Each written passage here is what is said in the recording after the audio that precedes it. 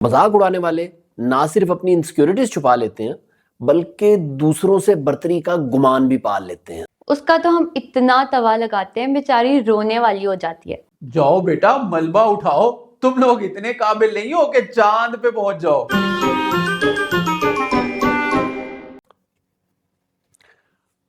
मजाक उड़ाना कोई बीमारी नहीं बल्कि एक हेल्दी प्रैक्टिस है जो हमें इस खुशफहमी में मुब्तला रखती है कि हम दूसरों से सुपीरियर हैं। मजाक उड़ाने वाले ना सिर्फ अपनी इनसिक्योरिटीज छुपा लेते हैं बल्कि दूसरों से बर्तरी का गुमान भी पाल लेते हैं।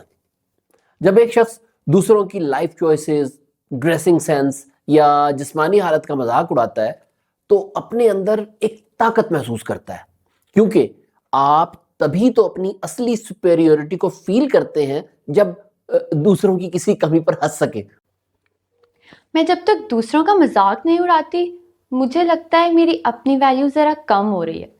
दरअसल दूसरों की छोटी छोटी गलतियों को पॉइंट आउट करके मुझे तसल्ली मिलती है कि मेरी ज़िंदगी इनसे ज़्यादा बेहतर है। फॉर एग्ज़ाम्पल मेरी ग्रुप फेलो माहा पढ़ने में बहुत अच्छी है, इसलिए मुझे बड़ा कॉम्प्लेक्स होता है जब टीचर्स उसको अप्रिशिएट करते हैं।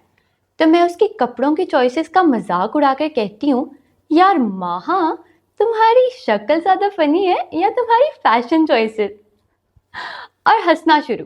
बस ऐसे मुझे सेटिस्फैक्शन मिल जाती है। हमारे मुल्क में जो मसले हैं उनकी खैर है, असल मजा तो इंडिया की ट्रोलिंग करने में आता है। इससे कोई फर्क नहीं पड़ता कि सोशियो इकोनॉमिक डेवलपमेंट में हम उनसे 50 साल पीछे हैं, क्योंकि उनकी नाकामियों को बढ़ा चढ़ाकर पेश करने से दिल को करार आ जाता है।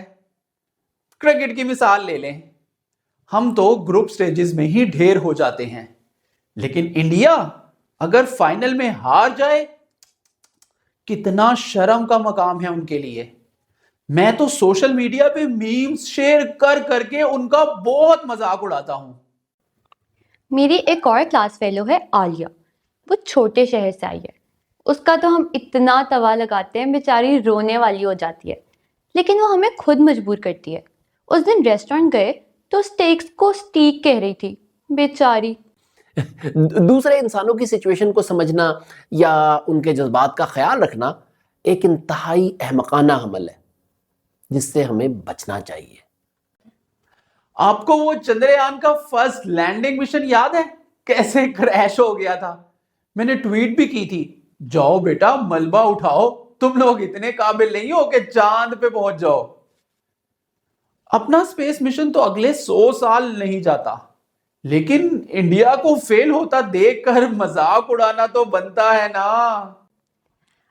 वैसे तो बॉडी शेमिंग से मुझे घिन आती है, लेकिन फ्रेंड्स में तो मजाक चलता है ना। अनम मोटी है तो मैं उसे छेड़ लेती हूँ कि जब हम कैंपिंग करने जाएंगे तो तुम अपने कपड़े दे देना, हमारा कैंप बन जाएगा। इस बात पे मेरी बाकी फ्रेंड्स भी इतना हंसी कि हमारी आंखों से आंसू निकल आए। और जब इंडिया G20 समिट होस्ट कर रहा था तो मैं उनकी मिस मैनेजमेंट और स्लम्स का मजाक उड़ाकर अपना दिल हल्का कर रहा था। इंडिया के छोटे मोटे डिप्लोमेटिक फेलियर्स का मैं खूब मजाक उड़ाता हूं, लेकिन हमारी ग्लोबल आइसोलेशन की मुझे कोई परवाह नहीं है, क्योंकि असली नेशनलिज्म तो दूसरों के मसलों का मजाक उड़ाना है। अगर आपका कोई दोस्त डिस्काउंटेड आइटम्स ढूंढ के शॉपिंग करता है या किसी के पास खटारा गाड़ी है तो आपका फर्ज बनता है कि उसका मजाक उड़ाएं, क्योंकि किसी की वीकनेस को पिन पॉइंट करना और उसे तमाशा बनाना दरअसल एक अपॉर्चुनिटी है जो एबनॉर्मल लोगों का हक होती है।